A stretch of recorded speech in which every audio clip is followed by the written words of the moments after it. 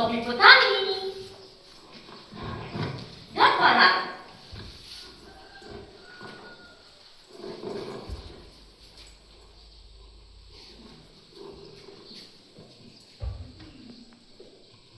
Di sepanjang jalan, si Lala terus bernyanyi. Laskar pelangi, takkan terikat waktu, bebaskan mimpimu di angkasa, warnai bintang di jiwa. Sedangkan si Kito mau asik bermain barang. Setibanya di ladang, si Lala langsung mengerjakan pekerjaannya, seperti menebas rumput dan mengusir burung. Sedangkan si Kito mau asik bermain dan sambil berteriak. Tiba-tiba ia menemukan pohon yang menghirup banyak telurnya. Ia pun memanggil kakaknya. Kakak, di sini ada banyak telur. Si Lala langsung menuju si kawan dan melihat apa yang dimaksud. Lalu bilang Lala, gak usah diambil telur itu, gak cukup juga untuk kita makan. Lala lalu pergi. Tetapi ternyata si Kito tetap mengambil telur itu dan masuki ke dalam mandi. Mereka dua pun pulang.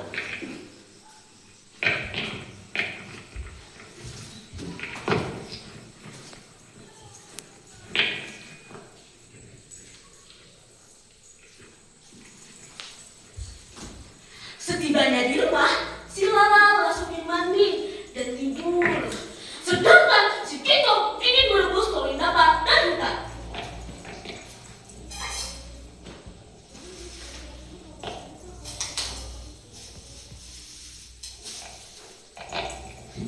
Ternyata di hutan sana, burung pipit capek mencari telurnya sambil bernyanyi.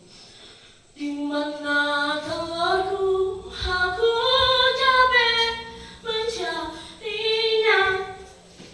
Di mana telurku, aku capek mencarinya. Burung pipit tidak sengaja melewati rumah si Lala dan Kiko, dan ia melihat si Kiko sedang merebus telurnya. Ia pun tambah sedih dan meneteskan air matanya ke tanah.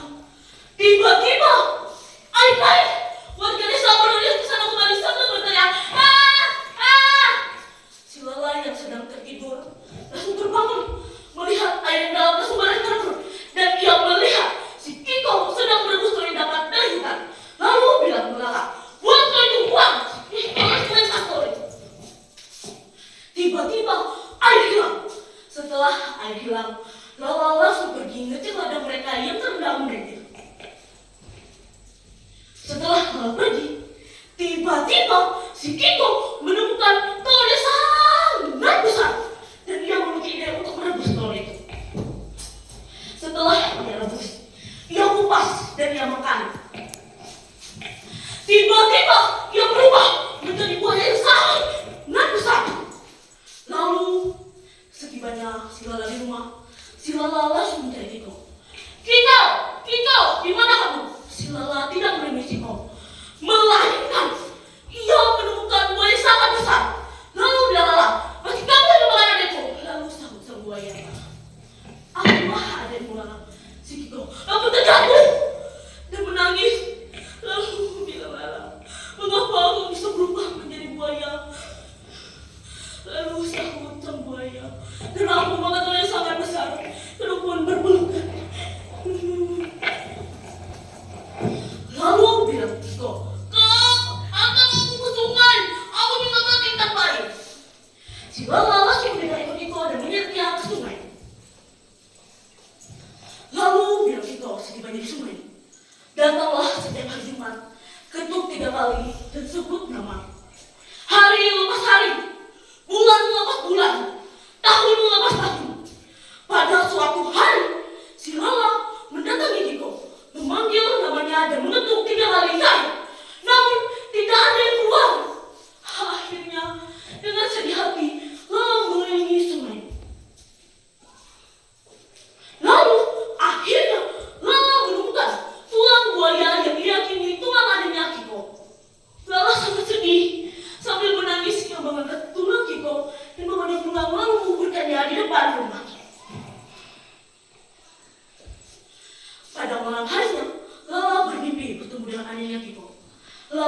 kata Kiko, kamu tidak usah sedih lagi. Aku akan bersamamu selamanya dan memberikan apa yang kamu perlukan. Keesokan harinya, Lala bangun lalu mendatangi kuburan Kiko. Ternyata ada tanaman yang tumbuh di atas kuburan adiknya Kiko. Tanaman itu ia pelihara dengan baik. Hari demi hari, tanaman itu tambah subur. Sampai akhirnya, tanaman tersebut membuahkan hasil harta, benda, emas, perak, dan permata. Si Lala menjadi kaya. Sekian dongeng yang dapat saya sampaikan. Terima kasih, selamat